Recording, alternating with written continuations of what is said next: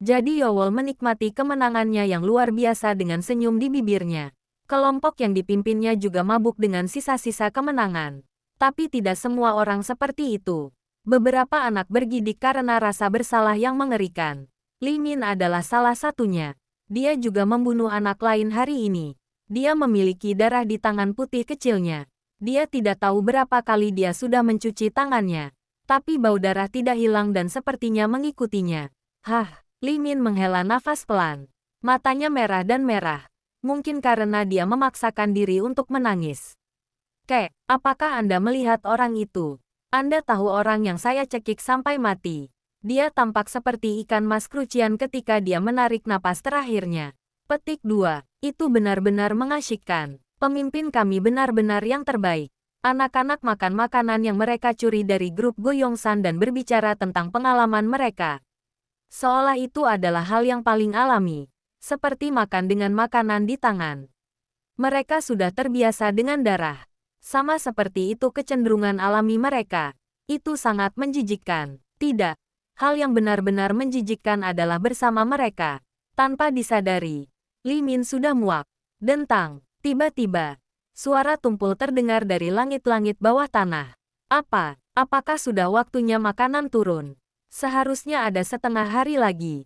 Anak-anak menatap langit-langit dengan mata curiga. Sebuah keranjang besar turun. Anak-anak melompat berdiri berharap makanan akan turun. Jadi Yowol berkata kepada anak-anak, Anda harus mengamankan makanan sebanyak mungkin.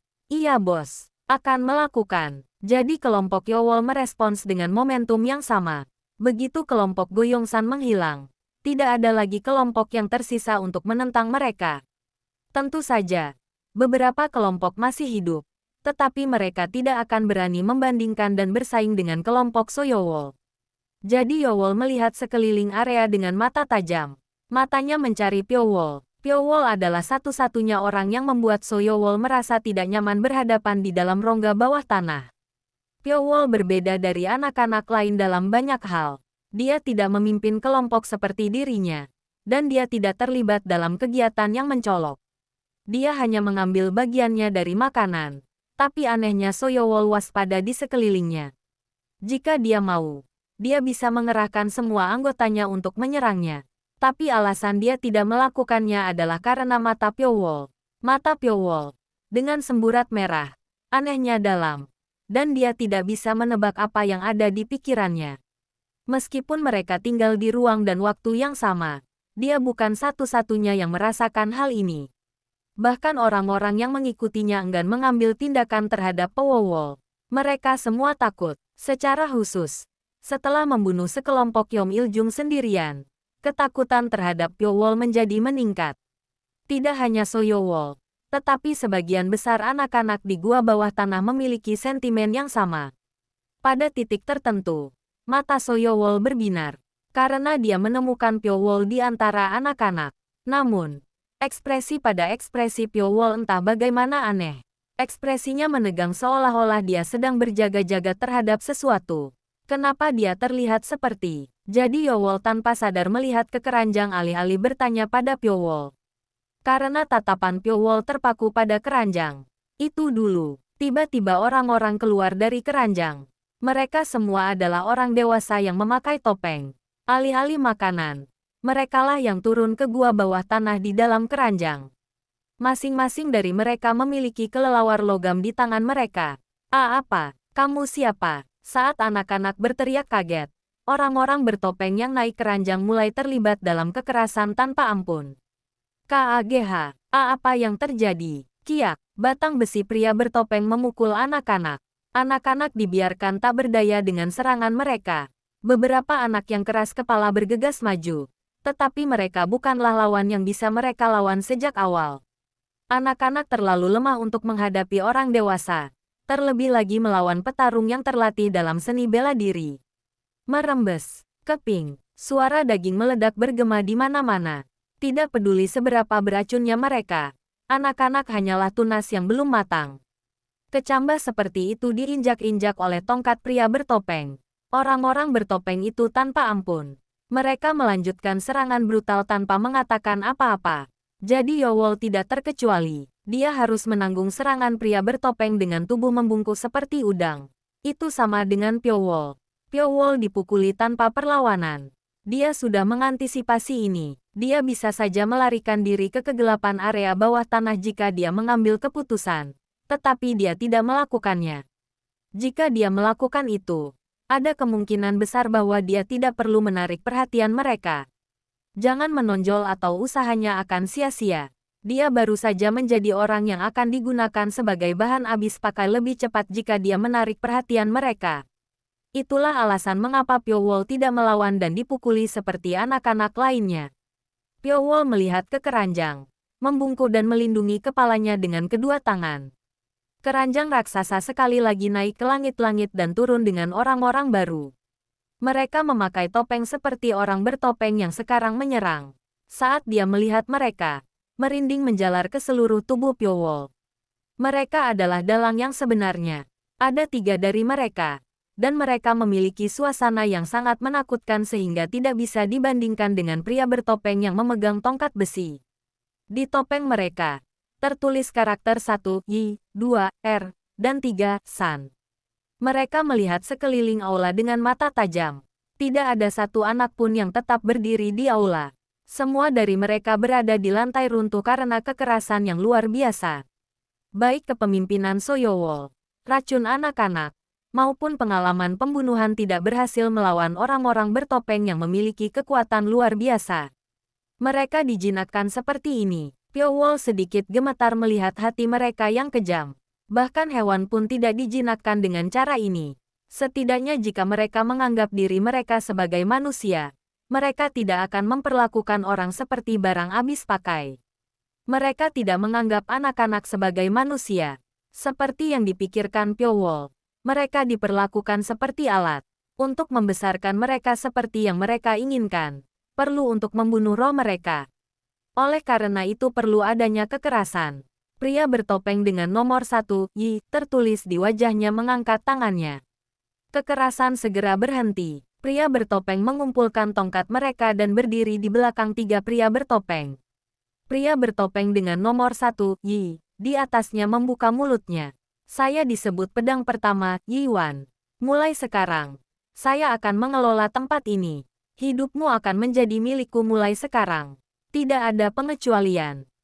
Kamu siapa? Salah satu anak menggelengkan kepalanya. Dia adalah pemimpin kelompok kecil.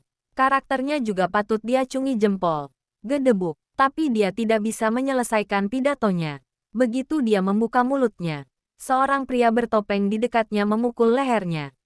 Kepala bocah itu berguling saat dia membuka mulutnya. Anak-anak sangat terkejut melihat kepala manusia berguling seperti itu. Aku tidak pernah memberimu izin untuk membuka mulutmu. Pada kata-kata acuh tak acuh dari pedang pertama, anak-anak menahan teriakan yang akan keluar.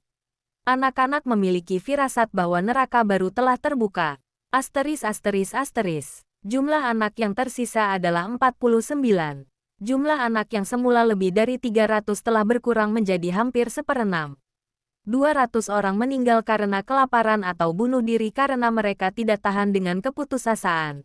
Dan 50 orang lainnya meninggal pada akhirnya karena perang makanan.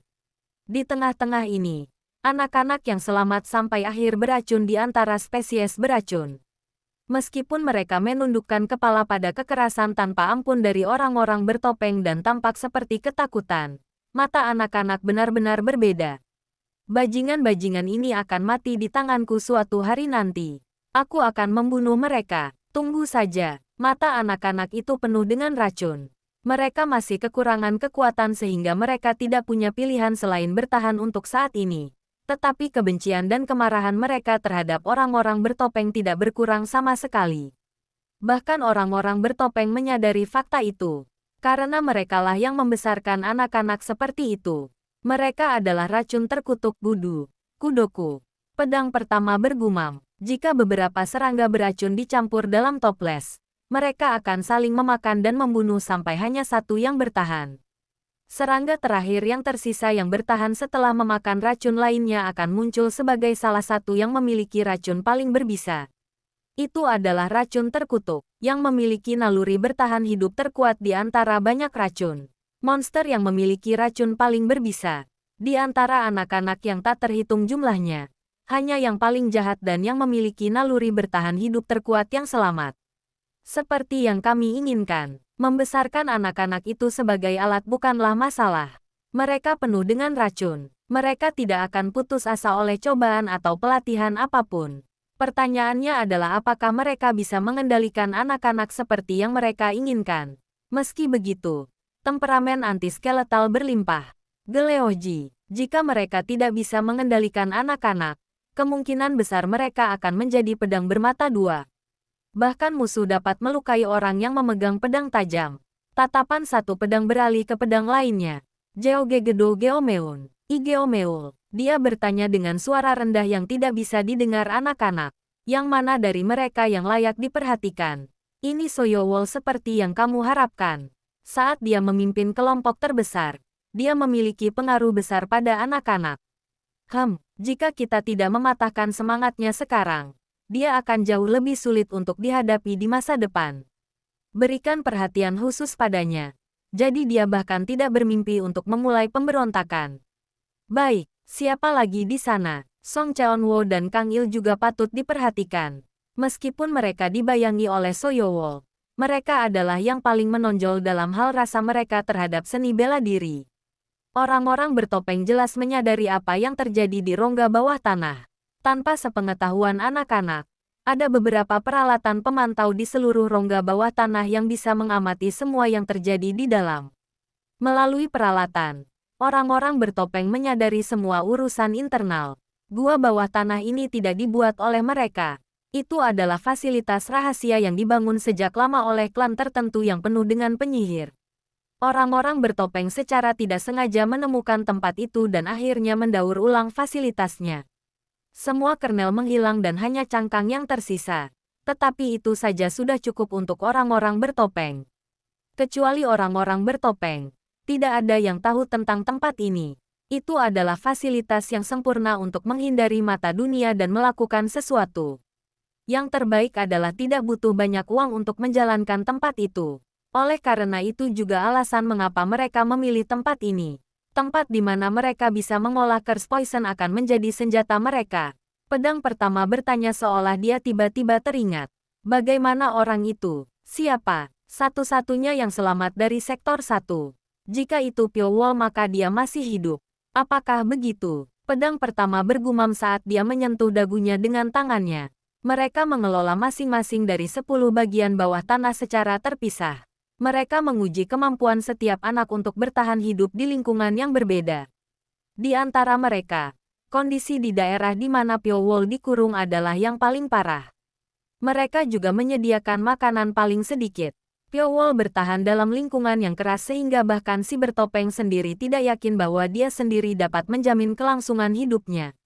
Kelangsungannya cukup untuk menarik perhatian orang-orang bertopeng dalam banyak hal. Awasi dia. Dia bukan pria biasa, dipahami. Hanya ada 6 tahun lagi. Kita harus menyelesaikan quest dalam durasi itu. Mengingat hanya yang beracun dan terkuat yang akan bertahan. 6 tahun sudah cukup. Setelah pedang pertama terdiam sesaat, pedang lainnya diam-diam keluar. Pedang pertama, yang sekarang ditinggalkan sendirian, bergumam sambil mengeluarkan selembar kertas yang terlipat dari dadanya. Mengapa Kapten menerima permintaan seperti ini? Dia membuka lipatan kertas itu. Hanya rahasia untuk Kapten Grup Bayangan Darah. Meminta pembunuhan. Durasi 7 tahun. Hadiah 500.000 emas. Kondisi untuk tidak meninggalkan satupun jejak yang terkait dengan Grup Bayangan Darah.